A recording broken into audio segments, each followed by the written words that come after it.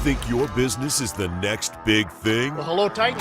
Hello. Hello. Hi. Hi, everybody. Today, I want to bring to you my restaurant, Wantedly Pasta and Go. I'm the founder of the next big thing. This is Go Fund Yourself, the breakthrough TV series that connects you directly with top CEOs and millions of potential investors. People watching this show have the ability to have an ownership interest in something that is going to blow up. You guys have success like all over you. Turn your dream into reality through investment, crowdfunding, and buzz. I think you guys are going to kill it. It's time to put some dough behind this thing. This isn't just a pitch, it's your launch pad. How much capital do you need? Might be a huge number, but I'm actually looking for $100,000. Ask for a little bit more. Put another zero on it. We'll get that money. $250,000. $500,000 or more. Looking to raise $1.5 million. And for a limited time, launch your campaign with us and get $10,000 off thanks to our exclusive partnership with King's Crowd. We now have an opportunity to go fund you. I want the right partner. It's really, really good. I really believe that we've just met the next future billionaire. She's going to hit a home run on this. People are watching this and they want to invest right now. We can take this thing to the moon. Are you ready to bring your business to life?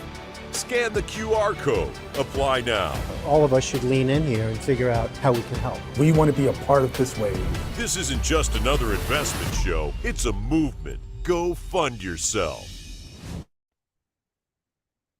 Well, hello, everyone, and welcome to our final session of Investment Crowdfunding Week, our food and beverage and CPG pitch session.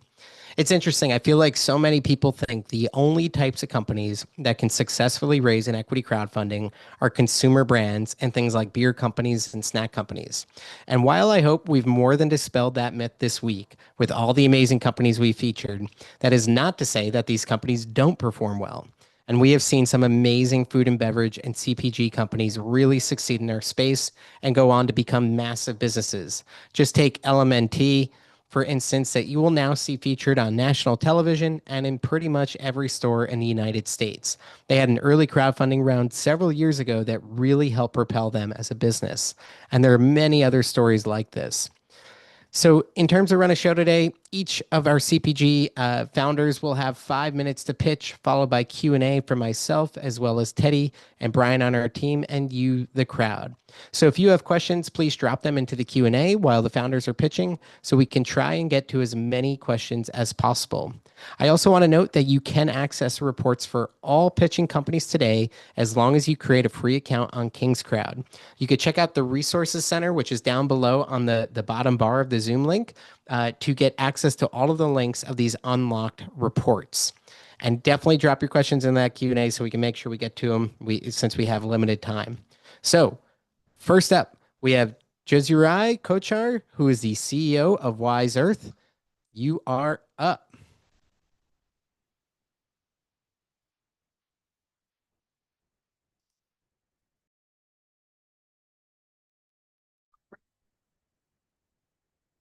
Perfect. I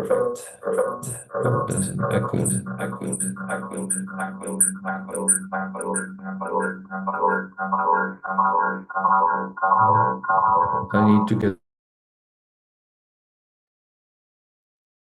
Can you hear me? I can, yes. There's a little echo, but it's much, much better. I think we should be okay. That's interesting.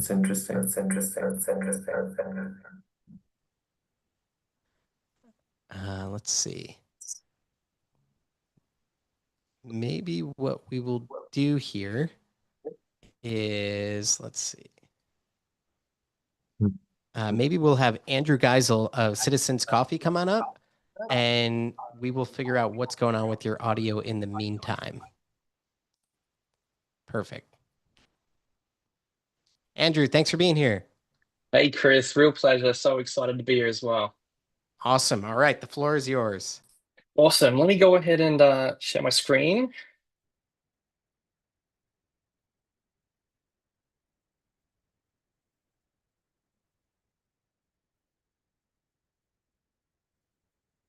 And can we see this deck? No, right now I'm seeing your Zoom page. You might have to share a different tab. Okay, let's try something else. Yep, there it comes. That worked. All right. Two monitors at play here. Perfect. There we go. Awesome. Yeah, well, just firstly, super excited to be here, Chris. Appreciate you guys and King's Crowd putting this on, and super stoked to be able to share the stage with a range of other amazing companies and founders here today. So, my name's Andrew Geisel. I'm a co-founder of Citizens Specialty Cafe. We're an all-day Australian cafe concept. And I'd like to start by just telling you a little bit about, why we made Citizens. So you can probably tell from my voice, not from America. In 2015, I had just graduated from architecture school and wanted to take a gap year and came to New York City. And like a lot of other Aussies, was surprised that it was a little bit difficult to find an amazing cup of coffee.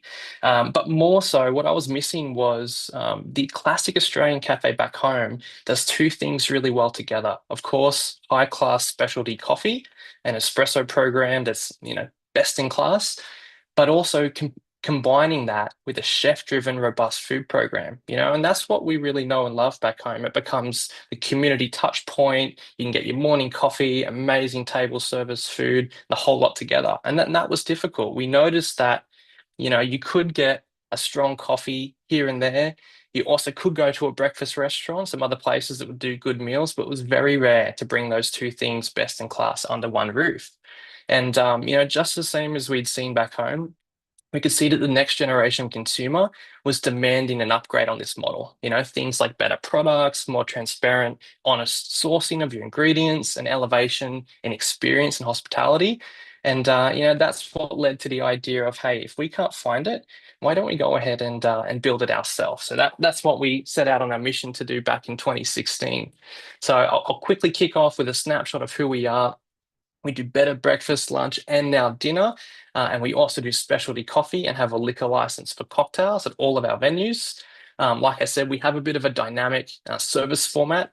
Of course, our restaurants have about a 70 to 90 seat dining room in all of them. And as well as that, we have this to-go service format that pairs really nicely with the coffee and the lighter bite offerings. We have 4 locations, 2 in New York and 2 in Texas. To date, since 2016, we've done over $35 million in lifetime revenue. And I'll quickly take you through some of our locations. In New York, we have Chelsea and Soho. New York also houses our HQ and our commissary. And in 2023, we felt really strongly about proving that the concept is portable, that it has the legs to scale. So we launched into Houston, Texas, and it was one of the best things that we've done, ever at the company. It was such a successful launch. And earlier this year, we actually had the privilege of growing and opening a location in Austin, Texas as well, which has been a smash hit. This page hopefully does the main talking for who we are and what we do. And if I've presented this well, we'll get a couple of you guys to start drooling. But what you can see, we don't try and make this too complicated, right? We don't need to reinvent the wheel. We take classics and staples that people know and love, but we inject our identity and our flair into them. We innovate them, we bring some Australian flair, always really colorful, always fresh, leaning on the healthy side. And that's what we've seen to be so desirable and widely accepted, is that, hey, people can come to our restaurants, they see Australian cafe fare and they say, oh, wow, that sounds a little bit interesting and different. They can still get all the same foods they know and they love, but they just have this fresh feel to them that makes them a little bit more interesting. Some brand highlights of ours to date. This year, we're on track to do about $12 million in revenue. Our AUV, or our average unit volume, is $3 million per year. And we're really proud of this number. You can see it outperforms some industry comps like Starbucks at about 2 million and First Watch at just over 2 million. Now, how we're able to do this really is in the dynamic format that I touched on earlier. So we are that combination of the coffee shop and the restaurant in one roof. We can combine both of those revenue streams together, and we get a really strong cross-pollination of customers. People come in and they fall in love with us over a $4 coffee, but then they look around and they see the venue and the experience and the ambiance, and they say, hey, I want to come back here and I want to check this out for brunch and see their full menu. Operating primarily in breakfast and doing coffee and cocktails, the profitability is quite high. particularly on the breakfast food side of things. Ingredients are quite cheap and easy to source, low on proteins and high on bread, fruit, and veg. Our same store sales growth is on track to continue growing at 34% year on year.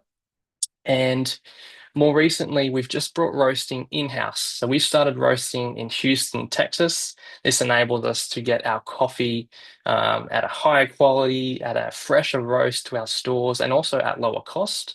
But a big unlock that's come with this is we now ship direct to consumer all across the country to send our citizens coffee to all of the fans of ours, across the country. So that's our coffee beans, K-cup capsules, espresso pods. And this is something we feel really passionate about. We think there's a lot of room for growth, and it's an exciting vertical for the business. For many years, we've had people asking how they can bring citizens out of our restaurant and into their own home, into their kitchen. So we're super excited to be able to do this, and we think it presents a amazing opportunity for us to grow on. To date, we've had some amazing press. Like I said, I think because I sound a little different, it definitely doesn't hurt. But we're really genuine about what we do. We love hospitality and we've loved this journey of building the company. And it's enabled us to get some really amazing storytelling opportunities through PR.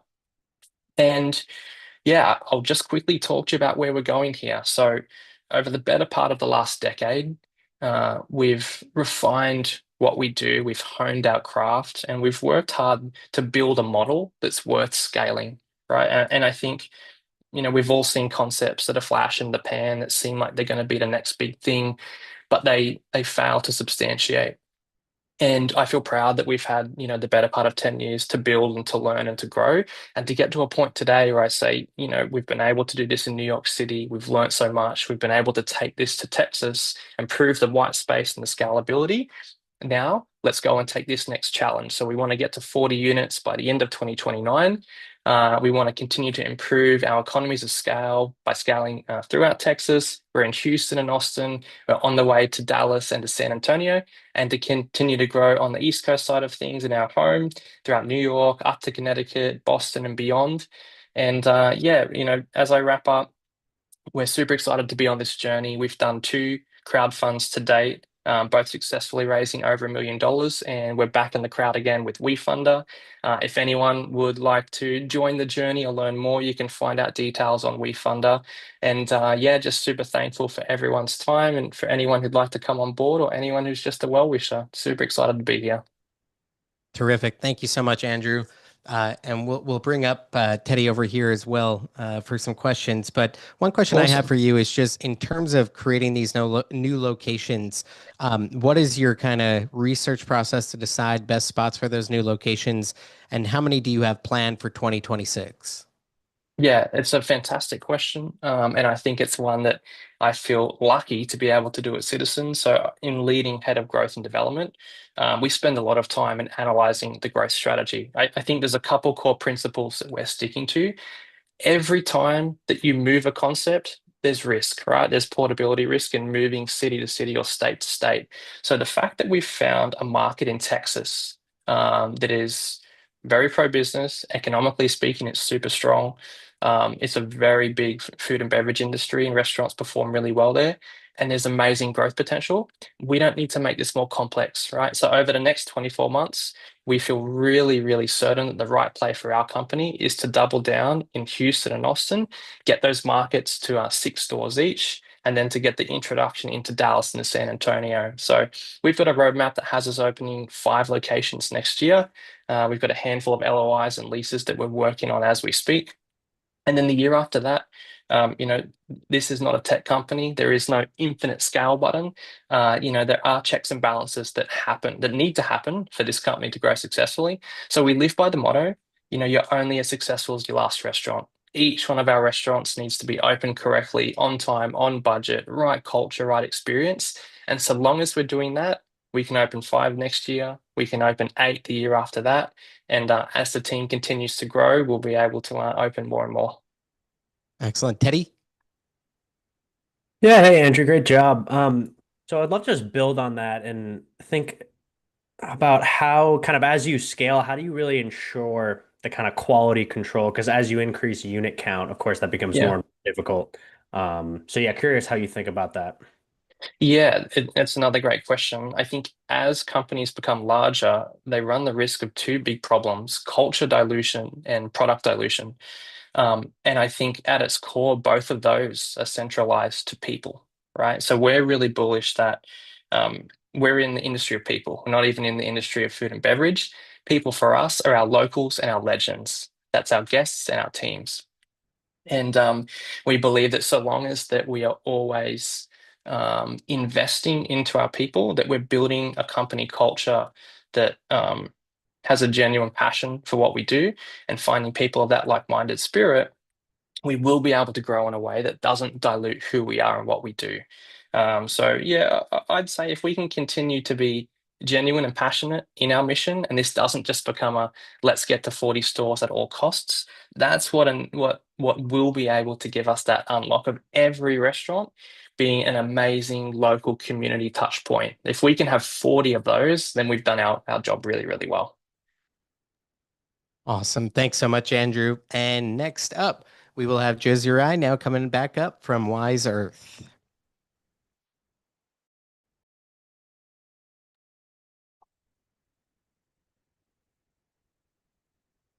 Perfect. So I'll share the screen.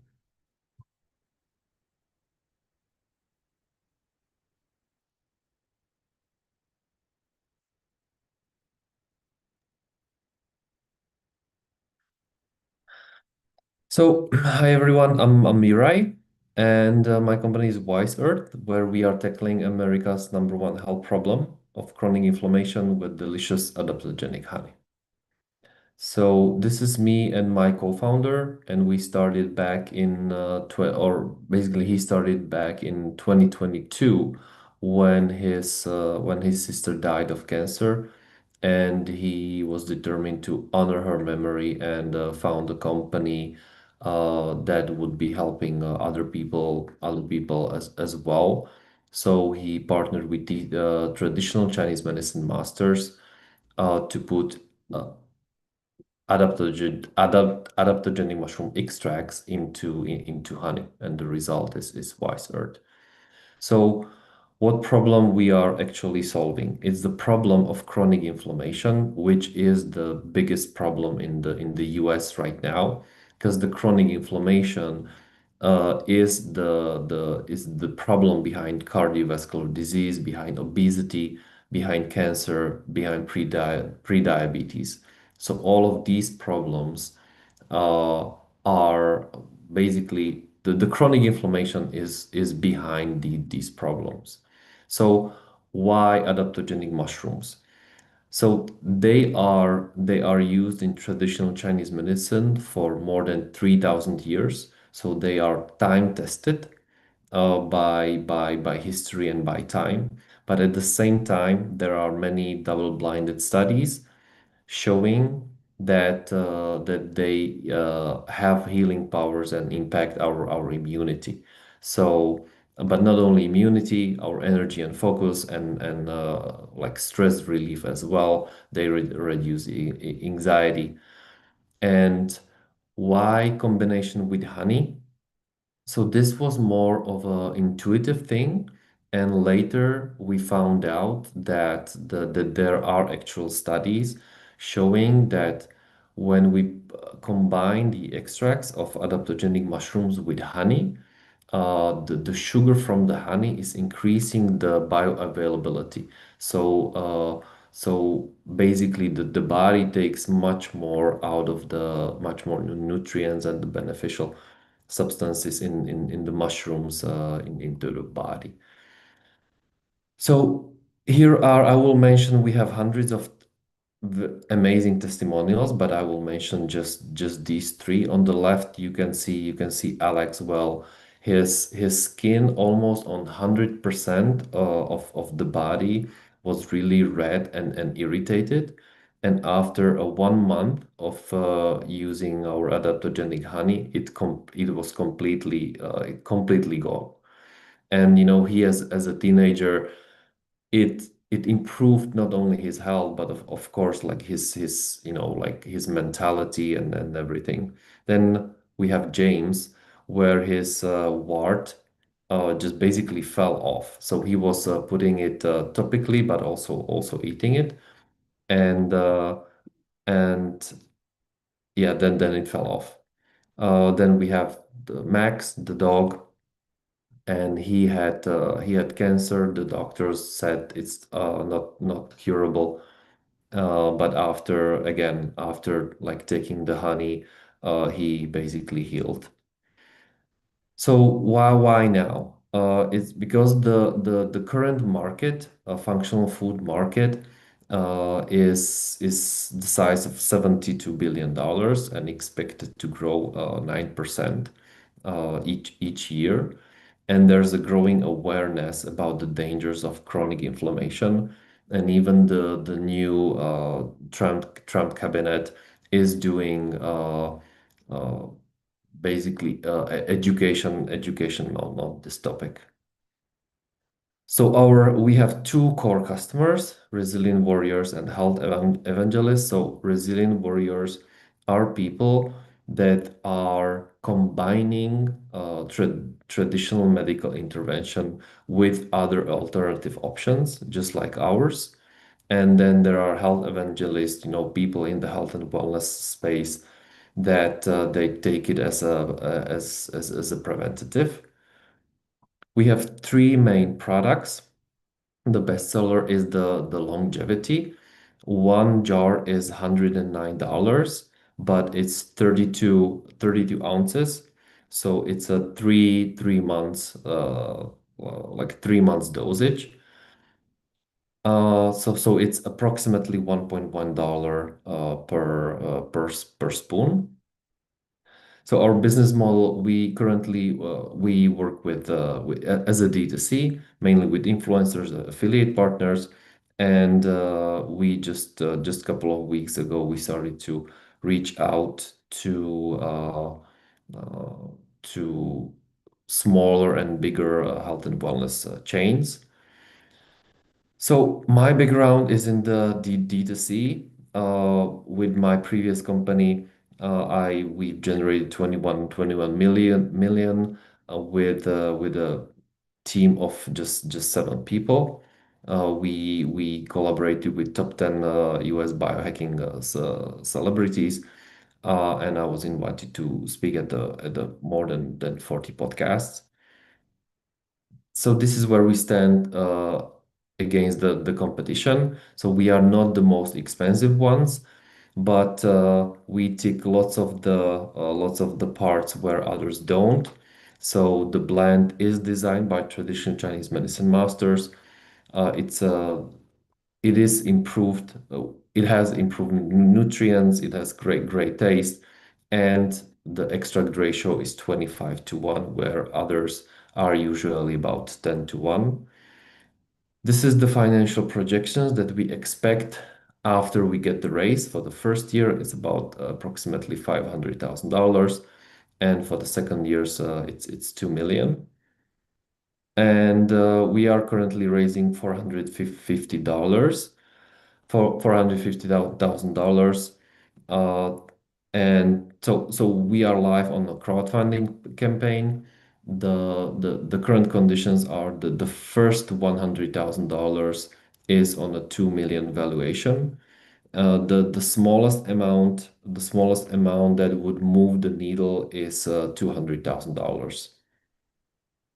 This is the current traction. Which stores already wanted to work with us. This is the team that with some of them I'm working for almost 6 years. And this is the key community of engaged, not only customers, but various influential like people in the health and wellness space. Terrific. So yeah, I would like to, if this caught your attention, I would definitely like to invite you to join our mission fighting chronic inflammation tastefully. Thank you. Well, thank you so much for your presentation and for what you're building. Couple of questions for you here. first question from my side is, in terms of getting into kind of mainstream stores, is that an opportunity? Are there limitations with being a functional mushroom at how stores look like that and are willing to carry it? And how do you think about that in terms of impacting your potential long-term growth? Yeah, so this is definitely not a problem because when you take companies like Four Sigmatic or Mudwater, they are multi-billion-dollar companies, and it's the category of adaptogenic mushrooms or functional mushrooms is the biggest, the fastest growing category in on Amazon and everywhere. So people know about them. They when they see it, they know what's reishi, what's cordyceps, and things like that. So there's no, let's say, legislation or anything that would like hinder this. Got it. Teddy? Yeah, so I saw on your raise page that later this year into next year, you're looking to expand and have products, peanut butter, bars, and energy drinks. So I'm curious kind of how you think about launching new products versus expanding distribution of your existing SKUs. Yeah, so our idea is we have a great R&D team, and so first we start with the honey. And once we build up the distribution and once we have good relationships and we decide that the time is right, we want to slowly introduce like more mainstream products, just like a bar or like a peanut butter. So that's the strategy. And because we have it almost ready, we just like want to do the timing right. Terrific. Well, thank you so much. Really appreciate it. And next up, we will have Chad Rosen, the founder of Victory Hemp.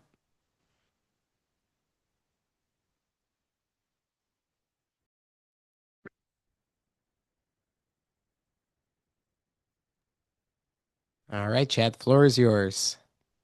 Terrific. Thank you so much. Let me get my slides up here.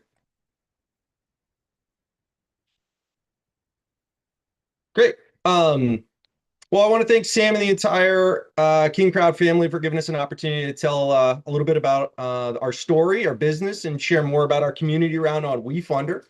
For decades, farmers have been forced to work within a system that's harmful to us and soil health. So subsidies and policies, they're really the hidden villain in this. They prioritized efficiency and yields over soil health, crop diversity, and consumer wellness. We grow 180 million acres of corn and soybeans here in the US alone. And a lot of farmers are limited to the options that they can grow, and they're locked into production systems that often push crops into lands that really don't accept those crops, or they don't grow well there. And to make matters worse, much of the protein and food ingredients on store shelves are imported through long fragmented supply chains that drive up emissions, reduce transparency, and put consistency at risk. And the result is that foods that rely on these ingredients have common allergens, they cause digestive and immune risks, and they even carry hidden risks from hormones, antibiotics, and disruptive phytoestrogens. So, and I think the other part is that it's not only our body that's taking the hit, it's our ecosystems. Conventional farming operations can emit high levels of methane and widespread manure pollution in our rivers and waterways. Industrial farming relies on monocrop practices that really degrade soil and demand synthetic pesticides and drive deforestation in places like the Amazon. So our solution is hemp.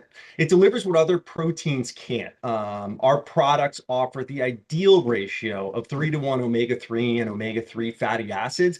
They're rich in essential fatty acids like ALA and SDA, all while staying extremely low in saturated fats. It's also a powerful protein source. And our products deliver 70% protein with all 9 essential amino acids, plus critical micronutrients like iron, magnesium, and zinc. And unlike soy or pea, it's easy to digest and free from common allergens. So Americans deserve a protein that's clean, delicious, and kind to the planet. And hemp's that answer. No pesticides, no allergens, and no compromises. It's easy for farmers to grow, and it's great for soil health and delivers a complete gut-friendly protein for consumers and food brands alike that are serving those consumers. A little bit about me. I've always worked in manufacturing businesses which seek to have a positive environmental impact. Working in building materials before this, I was on the founding team of a manufacturing business that pioneered recycled glass surfaces for high-performance sustainable buildings. It was a business that we eventually sold to the largest natural stone manufacturer in North America. My passion for starting this business really came about from the experience that so many other active athletes have after drinking a protein shake or a long run or workout. I was experiencing bloating and cramping, and I was left with a taste profile that I didn't love or want to keep drinking. I love the flavor of hemp hearts and how they made me feel just as much as I love the nutritional profile. And when Congress provided legislation to put hemp on the pathway to legality in 2014, I saw that as my opportunity. Our products, to talk about them just a little bit, have a mild neutral flavor, high water and binding capacity to help formulators create clean label products with fewer ingredients and better textures. From plant-based burgers to protein shakes to skincare, hemp hearts ingredients make it possible to build better products. Couldn't get coverage this night, so we got Hopper with us.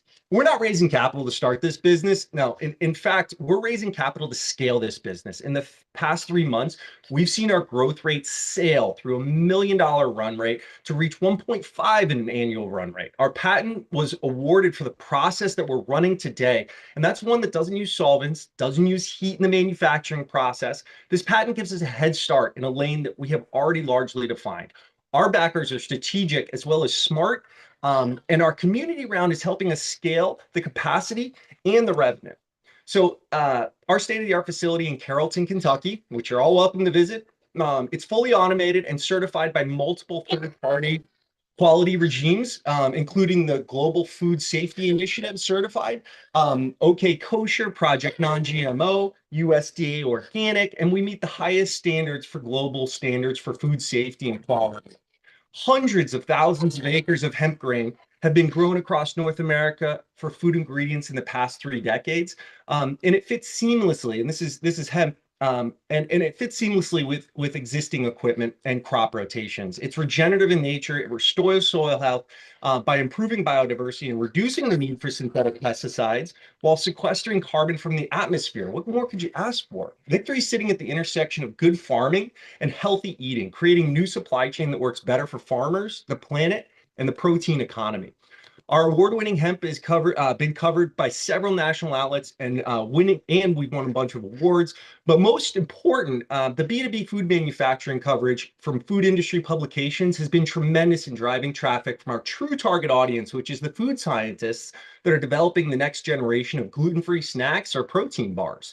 Our leadership team is very experienced in food. They hail from academic institutions renowned for sustainable business practices and environmental sciences. We combine research and extensive experience from leading fast-moving consumer goods and manufacturing companies like Nestle, Givaudan, Polycor, D.D. Williamson, Treehouse Food, and Vita Coco. So we're ready to scale this business with our team. And we've proven our concept in the booming plant-based market where demand is absolutely surging. The global plant-based protein market is projected to surpass 53 billion by 2030. And as we scale production, we'll unlock more efficiency gains that enable us to produce larger volumes of hemp hearts, protein, and oil, and other high-value ingredients, all derived from a single regenerative crop at better margins and profits. So we've proven our market in the we see multiple pathways towards generating shareholder return. The M&A environment in the plant-based protein space is active and it's attractive. Recent acquisitions reflect strong interest in both B2B ingredient supply and D2C nutritional products. This puts us in a really favorable position with optionality, which all investors should love. Our core business, it's built on B2B enterprise contracts, supplying bulk hemp protein and oil to food manufacturers and food ingredient providers. These customers, they rely on us for consistency, high volume orders. This creates a stable, reoccurring revenue stream driven by the rising industry-wide demand for plant protein. Additionally, we operate a direct-to-consumer line that offers health-conscious consumers the opportunity to incorporate clean hemp into their nutrition and well-being routines. And our B2B business is really what's driving the majority of our revenue. So our D2C channel just deepens our understanding of consumer preferences. It builds brand equity, and it serves as a ground for future innovation. I know we probably got a bunch of healthy folks on this line, so I would encourage you to visit our website and get a pack for yourself. And our Kentucky facility's maxed out to meet soaring demand. Onboard, we're scaling to onboard more enterprise customers and growing those existing partners. So we're breaking ground on a new 25,000 square foot facility in Kentucky early next year, and we're hoping to be operational by 2027. With this new build, we'll be able to 5x our production capacity, driving up to 30 million in potential revenue and setting the stage for operating profitability that's projected to be at 15% EBITDA. Of course, it's not guaranteed, but we'll do everything we can to get there, and we see a really clear path to get there. Talking about our investors, it's made up of impact investors. They all align with our mission, and that includes some of the most bold CEOs and founders in the food and agriculture space. Look, America deserves a protein that's clean, delicious, and kind to the planet, right? Hemp is the answer, right? No pesticides, no allergens, no compromises. It's easy for farmers to grow, great for soil health, and delivers a complete gut-friendly protein for consumers and food brands alike. So I hope you'll join us in rebuilding American agriculture with a plant-based protein that consumers love, one hemp seed at a time by investing in Victory Hemp Foods. Awesome. Thank you, Chad. I think we only have time for one question, and thanks for raising up the next generation of entrepreneurs. Teddy, I'll let you take this question here. Yeah, Chad, great to see you again. Hey, Teddy. So I'm curious.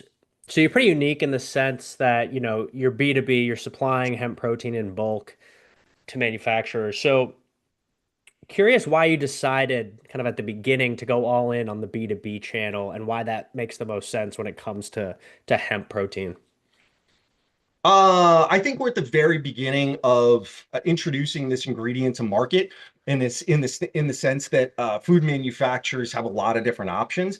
And for us, in order to scale, we can be in not only our brand, but we can be in hundreds of other brands very rapidly. So we're supplying groups like Laird Superfoods and Huel and Marzetti, and all these brands become outlets for our product.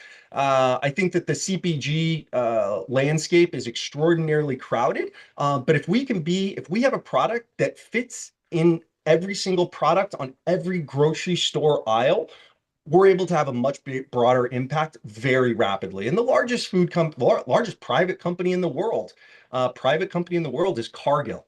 They serve ingredients, and we're in the same vein. It certainly is a massive sector. I do have some experience working in that industry many years ago, and appreciate what you're building here, Chad. Thank you so much. Next up, we're going to have Tyler Gage of Cairn Spring Mills, a really interesting company. Tyler was not able to be here today, but he was kind enough to pre-record his pitch. So we'll be watching his pitch video and then be able to get some.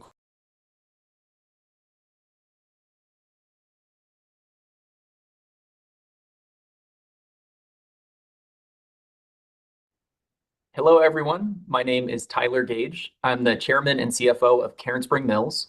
We're a sustainable wheat flour mill located in Washington State. We mill locally sourced grains into incredibly flavorful flour and are pioneering the craft flour movement in the US. Slides. All right. My personal background, I've been in food and beverage for about 20 years, been on with Cairn Spring for a bit over 4 years. Finance nerd by training, deeply passionate about transforming food systems and scaling companies, taking companies through the early inception through becoming very large national brands with large supply chains, sold multiple companies, and get to be the number 2 behind our founder, Kevin Morse, who's an extremely well-respected leader in the wheat flour milling space across the country. Bit of a history of milling. So many years ago, there used to be a plethora of mills across the country producing local food. And that has been incredibly consolidated into several mega corporations producing much lower quality, cheap flour. which leads to lack of resiliency for local food economies and also a much lower quality product. These are mass-produced crops. These commodity systems often lead to little to no income, if not losses, for farmers, and they produce a very low quality product. Most of the white flour is not only devoid of nutrients, but devoid of flavor. And that's where we come in. So Cairn Spring, we exclusively source unique varietals of grains from farmers that we know and directly contract with in the Pacific Northwest that use regenerative and sustainable production methods to produce very flavorful grain.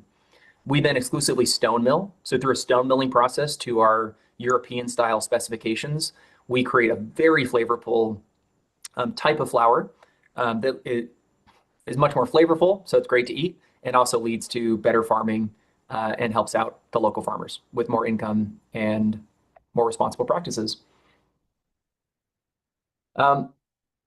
In many ways, our business is rooted in the foundation of the impact we have on farmers, but what has enabled us to grow is the quality of the product that we make.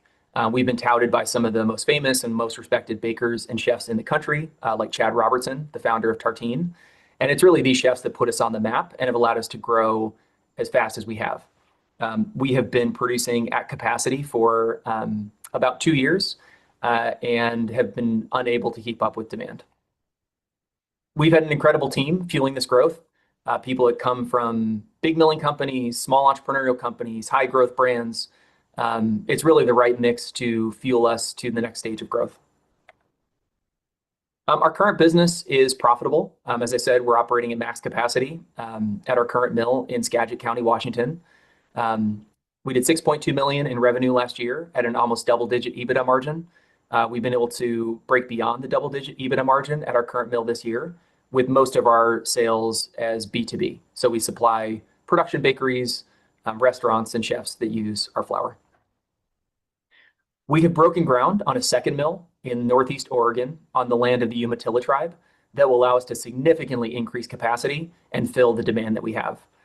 Most of the demand is from large customers, many of whom are very well-known baking brands and flour companies in the US that we have offtake agreements with. And our increased capacity will allow us to operate our same responsible business, sourcing from local farms and producing more high-quality flour. We have an amazing group of investors we are deeply grateful to. Peter Buffett, the team from Terra Regenerative, Patagonia, many others who have supported our growth. Deeply believe in what we're doing, have robustly diligenced the investment, and we're excited to have the opportunity to bring on the crowdfunding. We've been blown away by the response so far. We set a national record in our first 30 days on WeFunder, having raised over $1 million from 500 investors in 30 days. We are deep believers in the power of community. Community is what's gotten us here, and we're excited to have more of you on board to support us going forward, to follow the journey and be part of the team. So there's much more information on our WeFunder page to learn more. We look forward to hearing from you. Any questions, please let us know. And thank you so much for considering this opportunity. Outstanding. Well, thank you, Tyler. I know you couldn't be here, but wonderful presentation. Michelle, thank you so much for being here today. Yeah, thank you so much for having me. So first question for you, in terms of kind of long-term vision for the business, I mean, what you all have done is very, very impressive in terms of where you've gotten to in a fairly short amount of time. As you think about kind of the long-term goals for the business, it seems like a very mission-driven business. Where do you all see this business going? Where do you want to be in 5 years as a business? Yeah, that's a great question. I really appreciate it. We view ourselves as pioneering a $700 million segment in the $23 billion US flour market. This idea of bringing craft flour back to the communities started about 10 years ago in the Skagit Valley in Northwest Washington State. And that mill, over the past 8 years since it's been in operation, has really been the blueprint for what we're hoping to bring out to Pendleton, Oregon, on tribal lands in partnership with the Confederated Tribes of the Umatilla Indian Reservation, and then hopefully to other states in the United States as well, like Colorado and Maryland. So we've our current project that we've just broken ground on has been about 2.5 years in the making, but we've been at this for about a decade and have proven our concept, have an incredible amount of pent-up demand, and now we're looking to replicate that. Amazing. Teddy? Yeah, Michelle, thanks so much for being here. So Thanks for having me. Yeah, so I think in the presentation I saw that a slide where it said 4 flower manufacturers own like 87% of the market. Is that 10, right? yeah. Mhm. 10, okay.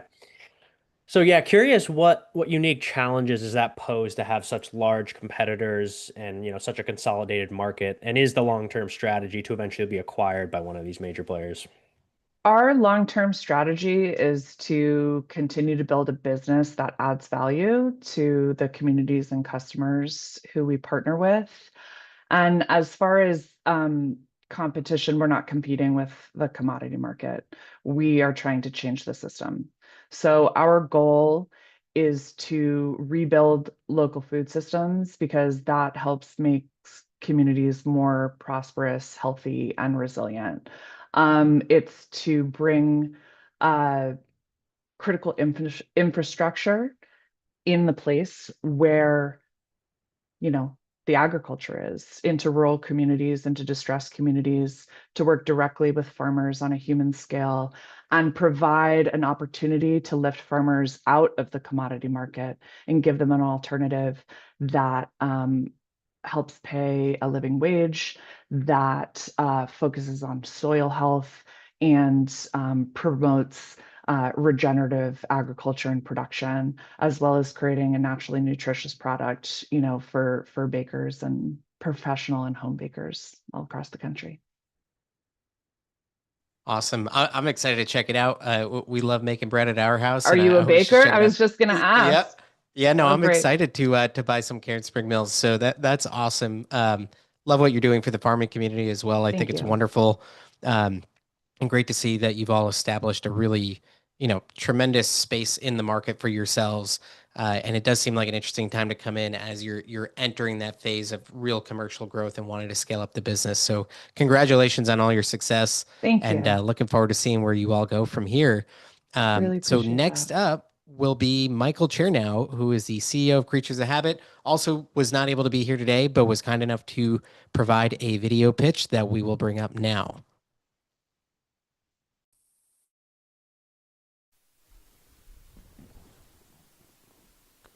King's Crowd community, my name is Michael Chernow. I am the founder and CEO of Creatures of Habit, a wellness brand rooted in nutritional, healthy habits. I wish I could be there with you live today. Unfortunately, I have a surgery scheduled that is conflicting with this time, but I'm going to give you the stats on Creatures of Habit, and I also made a pretty awesome video for you to look at after this one. First of all, the cap table is awesome. We've got Gary Vaynerchuk on the cap table, Lance Armstrong on the cap table, Howie Roseman, Dean Graziazzi. There's a bunch of really incredible people that are on the cap table that have supported this brand for a long time. We're 4 years in. This year, we will do $5 million in revenue. 70% of that revenue is coming from subscribers. So we've done a really great job at building a foundation of subscribers, which is sort of our bread and butter at Creatures of Habit. There's a lot of things that I talk about in the other video that we dig in deep. I just wanted to get on here and introduce myself because I won't be able to be there in person. But check out the video, and if you want to connect with me directly, shoot me an email at michael@creaturesofhabit.com. That's creatures with a K. Michael@creaturesofhabit.com. I'd love to get a one-on-one with you, and I'd love for you to hop on this cap table and help us close this round on Start Engine, which we've raised $800,000 so far for.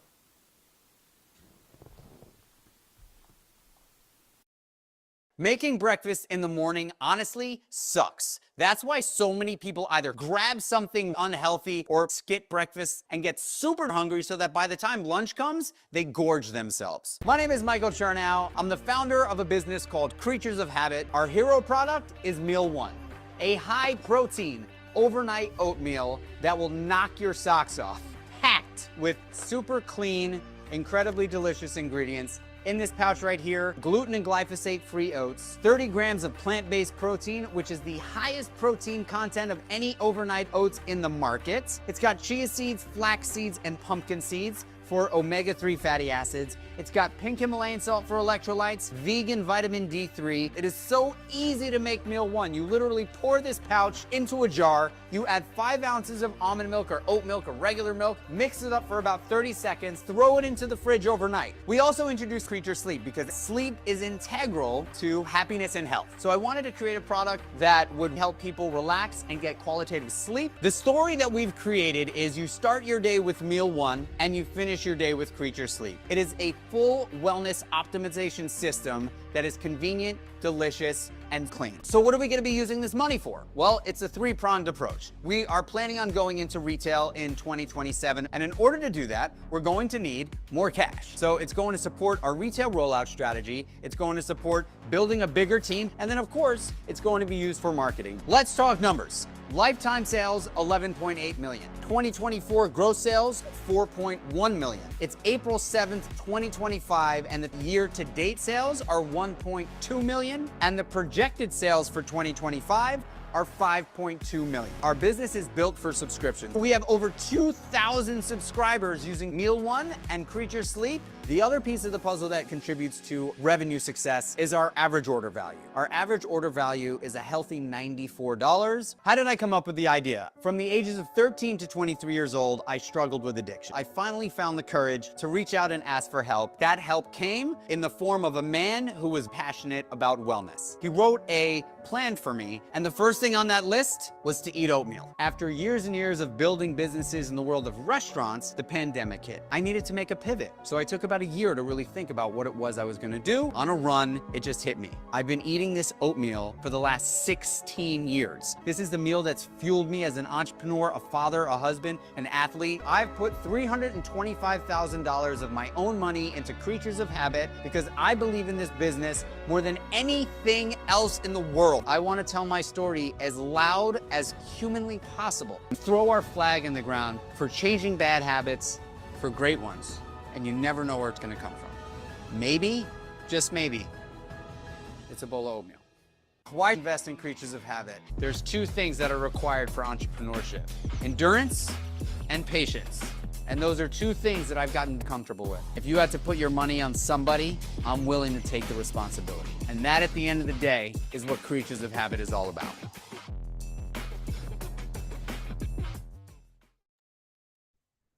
Awesome. Well, another great presentation. I know he's not here to answer any questions, but thank you very much for providing that video, Michael, and for the business you're building. And definitely go check them out if you're interested in investing. As a reminder, you can access all of the reports in the resources section for free as long as you create a free account on KingsCrowd. Tenny, any last thoughts on that last deal? Well, number one, I'm excited to try that. I love oatmeal, so I'm excited to try Creatures of Habit. But yeah, I think, with any CPG, especially one like Creatures of Habit that today is exclusively D2C, would love to kind of learn more. If he was here, would have loved to have asked him, but I'll talk to him offline just about customer acquisition costs, how they're really marketing this online today, and kind of digging into that. So that's what I would be looking for in evaluating this one. But yeah, I think it was a great session overall. Absolutely. No, we've had some awesome founders on today. And for everyone who's listening, Nate McQueen, who has stuck around, you have won the 3-month free Edge subscription. So congrats. We will reach out to you. We have your contact info to do so. And this marks the end of Investment Crowdfunding Week. I just want to wrap it up by thanking all of you who have attended throughout the week, and all of you have participated, including the amazing founders we saw in this session. This event really for the KingsCrowd team is a labor of love. And as I said at the beginning of the week, and we'll reiterate here, we're here at KingsCrowd, right, to empower all of you that are looking to navigate these new investing waters with education and research tools to empower you on this journey.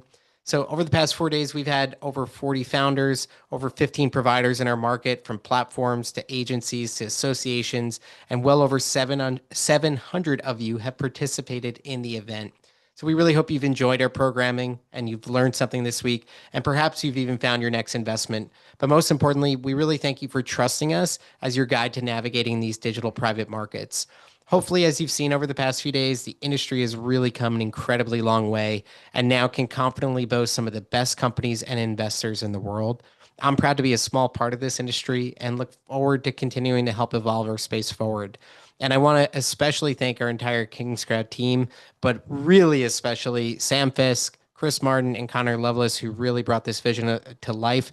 It took a lot of man hours and women hours on the back end, putting all of this together and making all of this work and coordinating all of the pieces involved in this major endeavor over the past 4 days across 16 different sessions. So really can't thank all of those folks enough for all of the hard work you've put into making this thing happen. And we can't wait to see you all at Investment Crowdfunding Week in 2026. And thank you again for attending. Have a wonderful night. And the King's Crowd team is officially signing off here.